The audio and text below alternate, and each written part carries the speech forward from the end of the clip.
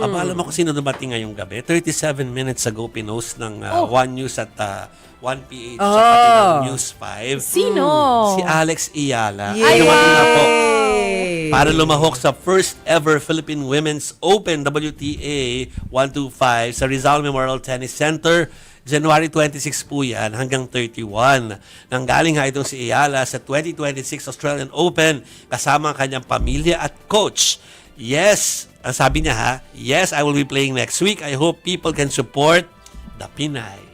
Sayang, ngayon lang siya dumating kaya hindi siya naka-attend dun sa gathering ng athletes for SEA Games kanina. Kasi With the para president, siyang with the yeah. president kasi para siyang reunion. Kinukwento nga ni Yumir Marshall, Oh. ang ating gold Boxer! medalist na boxer, Oo. na hindi naman sila nagkikita-kita kahit na pare-pareho silang mga atleta ng SEA Games kasi syempre kanya-kanyang training Iba-ibang din sport, sila. iba-ibang event. So, Oo. natutuwa sila na finally nagkasama-sama sila. Yeah. Nakilala nila yung ibang mga atleta sa ibang sports. Tapos, syempre, natuwa siya kasi meron silang incentives. Yes, Diba? Pero special mention kanina si Alex Ayala, of course, kasi first gold medalist sa tennis sa loob ng 26 years na babae, na Pinay. Tapos special mention din si EJ Obiena. Kasi pang-apat na gold niya sa SEA Games. Correct. Hindi Grabe ba? si EJ. So, welcome kaya lang home. wala rin sila kanina. Pati si Heidelin wala. Yeah. Hinihintay namin.